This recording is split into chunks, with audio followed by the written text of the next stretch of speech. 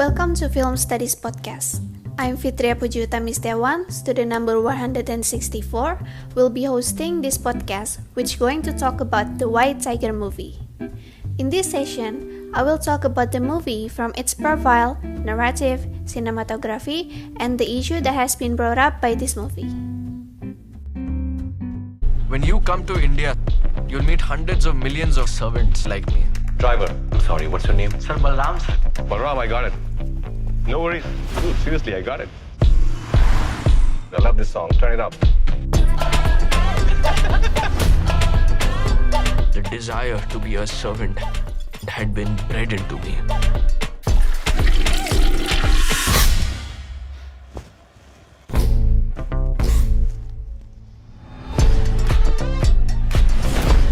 Sir, you should represent India in the Olympics. You are a great man who's going to do great things in India, sir. I think it's wrong the way you work for us. What is it that you want to do? I want to serve you and Ashok sir. No, you can't possibly believe that. My master is a good man. A good man. He's a rich man. Here in India, there are only two kinds of people. Those with big bellies and those with small bellies. I was trapped. And don't believe for a second there's a ₹1 million game show you can win to get out of it. You're my driver. I'm just one who has woken up while the rest of you are still sleeping. The White Tiger, directed by Ramin Bahrani, released in 2021 on Netflix. The Oscar-nominated movie with Indian as its setting have Balram, or the main character, who is narrating his life story in this movie. It starts with the future Balram, who is telling the story how he became a businessman. Born as a smart boy but in poverty where he couldn't continue his study, forced to be married and being a driver for a higher class family, but somehow, in few years later, he turned to be the owner of a company that he built by himself. The subject of this movie is Balram. He is the one who tried to reach the goal, which is getting out from the chicken coop or poverty circle in India. The object got even more clearer when Pinky asked him to not being trapped in master servant's life forever. She is as a sender want him to get out from the chicken coop. The one who got the object or the receiver which is getting out from the poverty circle is Balram and his cousin.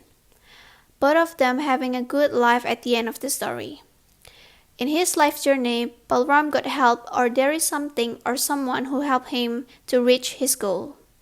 Let's say that when his farmer driver friend Ram caught up being a Muslim and Balram used that opportunity to be Ashok's driver to Delhi. Balram may get help from the situation, but he also got many opponents. His family who asked him to get married with a girl that chosen by his grandma, or his innocent self who is carrying the criminal record of Pinky. Looking at the functional model of A.G. Gramus, the beginning scene is when Balram getting scolded by Pinky for thinking of Pinky and Ashok as masters or his family. Since then, Balram started to live a life differently. He started to know hygiene like a higher caste usually do. Next, the transformation phase is begin.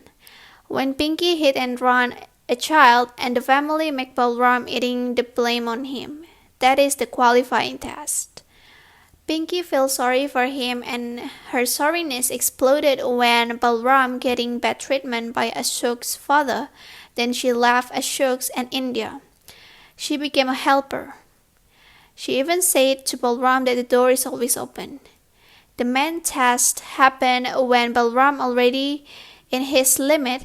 He felt disrespected and his servant soul already seeped to his mind and body. Then he chose to be the back belly. The problem arises again when Balram treated bad again and see Mukesh want to replace him. The glorifying test happened when Balram started to analyze Ashok's routine to rob his money. But when he was planing the plane, another problem arose. His grandmother sent his cousin for him to be taken care of, and also Ashok find the replacement of him. Still, he got help from the situation.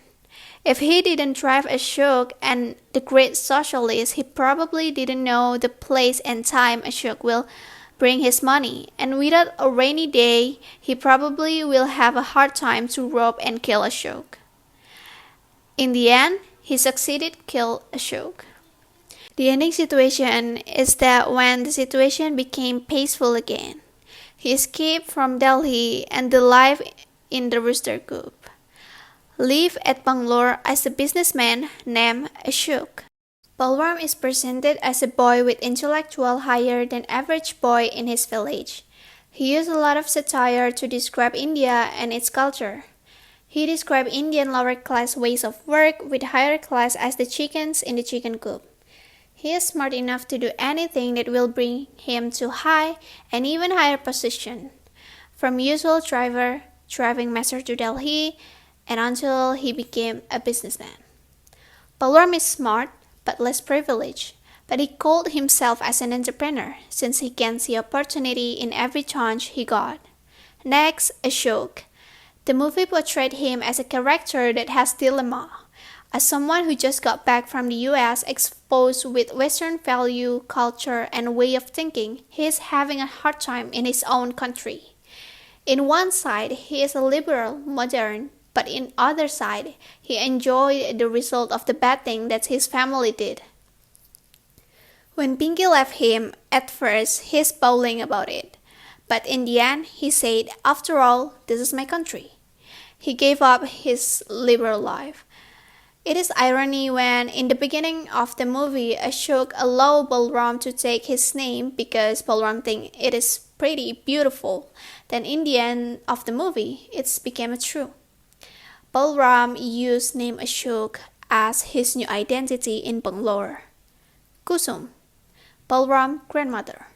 She is the character that completely trapped in the rooster coop. She asked Balram to get out from the school and work. It shows that she didn't believe with education that probably will free them from the poverty. Instead, she stayed on the line, asked her grandchild to focus on making money since child and doing matchmaking to Balram. The inequalities of higher and lower class in India is the main issue that has been brought up in this movie.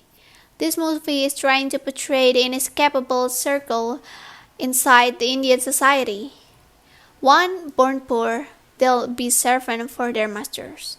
The deep-rooted Indian culture where one poor kid could never change their social status unless they do politics just like what the great socialists did, and crime just like what Balram did is being shown in this movie.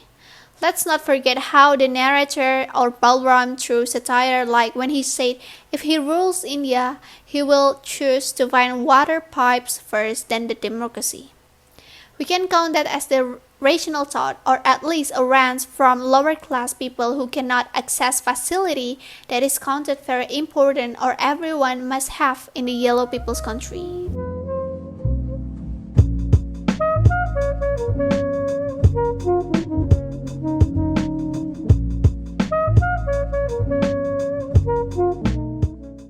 Looking at the cinematography, wide range camera shot is used. Most kind of long shots are used to show the condition of India. For example, in the beginning of the movie, when Balram describes the chicken coop mentality of Indian society, the inequalities of India is shown by its cinematography. The beginning scene where there is a transition of future Balram who is in the comfortable office to the next scenes, which is his village, shows the issue of this movie. Or the scene when Balram first come to the apartment building of Ashok, he come up to very tall building, very comfortable, but actually the next scenes it shows where he live is place of basement parking, full of dust, bugs, and dark. As I've mentioned before, the movie bring up the discourse of inequality in Indian society. The opposite life of master and servants or Balram is very visible. You can clearly see it by your eyes. But what is the deeper thing that this movie is trying to show us? Yup, its ingrained caste system. A study done by Prashant Chaudhary in 2013 think that the discrimination by caste is still alive and institutionalized, especially to the marginalized people. Kusum's characters show this mentality. Making money is more important than everything, as if that's the only thing her family, which is a servant or lower caste people, can do. Talking about symbol, the first thing must come up to your mind is the white tiger, right? So, white tiger symbolizes Balram. It is used for describing Balrams as the rare species who will get out from the chicken coop. Not many lower class people behave and think like Balram. Chicken coops symbolize Indian society. The lower class people watching how their friends, family live and still do nothing about it, as if they are waited for their turn, which is to have a miserable life rather than doing something about it. In this movie, village portrayed as a slow and a place where lower class people accept their life. Meanwhile, city or Delhi is very busy and it is place for changes. The change of life of Balram and Ashok started in Delhi. Balram, who starting want to get out from poverty and chose to kill and rob Ashok, then make a new life in another city, Bangalore, and Ashok, who was in near Laxmangarh, stated that he want to make a new life with Pinky, getting out from his corrupt family, experienced changes in their life and goals when they was in Delhi. It is ironic that the changes that Balram experienced in Bangalore is the life that Ashok wants to have. Live in Bangalore, build a new life and business. I think the movie agrees with the stereotype of India that the country is dirty, full of people and religious because they show it blatantly. But we need to remember that this movie is a fictional movie but still inspired by true phenomenon of Indian caste system that trapped most of its people in poverty for a long time. As I've mentioned before, study found that it is an institutionalized system or something that is present in the deep-rooted mindset of Indian lower-class society. So, the White Tiger movie showing the class inequality issues of India. Personally, I think this movie is worth to watch by general people, especially teenagers, so that they can learn that people need to grow up and leave a bad environment behind. Take and see every chance as opportunity, but of course, not by doing what Balram did, because obviously that's not the main point that people can learn about from this movie. So now let's wrap up today's podcast. Thank you for listening and see you on the next occasion. Bye!